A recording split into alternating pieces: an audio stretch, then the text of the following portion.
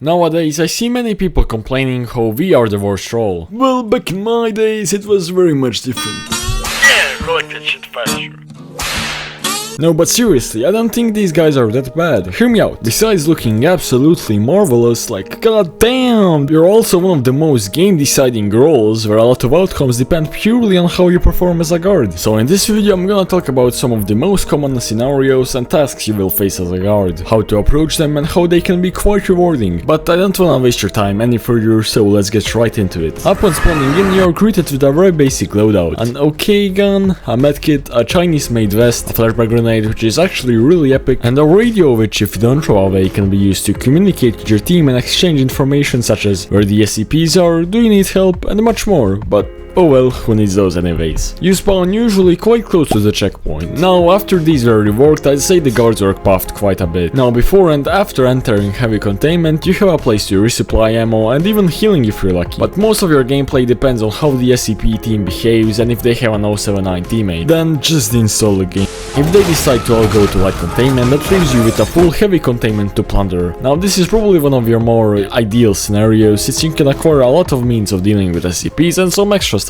Not only will you now be more armed and ready, you will also be in the right place and time to catch any survivors of the light containment massacre, either it be D-class or scientist. Now, I recommend you detain D-class, give bonus tickets to your team and get more teammates, but then again, if you had a bad day, then unleashing your anger, regrets and depression on unarmed civilians does help a lot. You also have the scientist, which you should escort to the gate either way. You should remember the route unless you suffer from dementia and are generally more armed and prepared, so please do be a gentleman and set a guard or two to make sure they get out safely and complete one of your main objectives. Now, by doing this, you have already set a good course for the game, you will get more teammates, which by escaping gain tickets for more of your teammates to spawn in.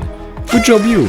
Now, what should you do next that will have any importance in this game? Well, now, with the rest of your armed team, you can either continue intercepting anyone going into heavy, right there. The only issue is you will probably very fastly face the SCPs, which is fine because you're trained professionals and you are ready for this. You will stick in a close group and with the power of friendship, a lot of bullets and grenades, you will manage to either repel the SCPs enough to guarantee you live another day, or die, but not in vain, cause you took half of their HP and delayed their possible hunt for the remaining survivors. Or you can all run away, split up and scream like babies and die brutally. However, if you choose to go to light containment, you can either upgrade your stuff further in 914 while also searching for any human survivors remaining in that area. However, consider you may be facing armed terrorists or SCPs. But at this point, it's certain one of these three scenarios will be the end of your game. 1. You get great loot and destroy the SCPs with the newly spawned MTF. 2. Chaos spawns and now with your knowledge of the whole facility you are ready to make the last stand and take them out one by one like ninjas, unless you get steamrolled by a group of them. And 3. You just die with MTF while fighting SCPs. Don't have anything to say here, just a skill issue. Now that we had explored one of your more ideal scenarios, let's talk about another very possible one to happen. Either half or the whole SCP team goes to Ancient Zone and you encounter them. Now, I can't predict which SCPs you will be facing, but one thing I can predict is if you all shoot your weapons at the SCPs, they will either have to 1. Step aside to heal or completely retreat, or 2. Just eat up all the damage at the expense of half of their HP, which will cost them later on in the game. Now, in case of this other option where they just walk through your bullets and you're starting to run out of ammo, you have likely been armed with flashbangs. Upon throwing one of these correctly and blinding the SCPs, it gives you enough time to go past them if you like to gamble your life, or set them off the course, giving you enough time to escape and find another way into heavy containment. You should also be seeing out of more survivors from light containment since there were less stress for them, since well, you were dealing with them this whole time. Now, as I mentioned, how you proceed is your choice. Now, however, this does make heavy containment more dangerous since the SCPs from entrance will eventually reroute to heavy and so will the ones from light. So I would recommend to either go to light containment, resupply and upgrade, and then you will have one of the 3 previously mentioned scenarios, or you can also escort the survivors and join the forces with the MTF in entrance.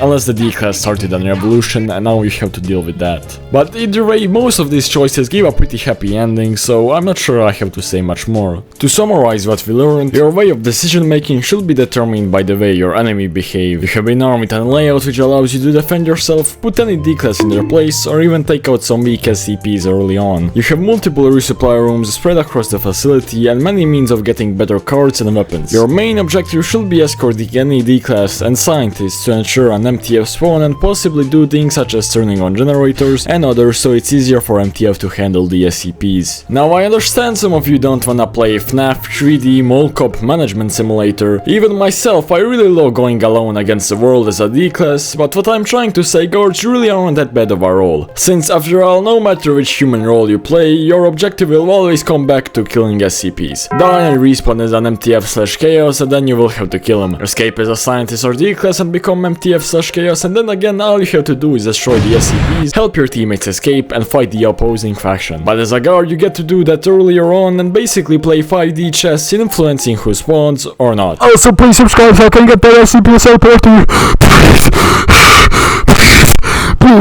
Also, shout out to this guy who well wanted a shout out. If you ever wanted to participate in giveaways, engage with a welcoming community, get shout outed, and much more, feel free to join the Discord down below. Anyways, that's gonna be it for this video, so I do hope you enjoyed and have a great day.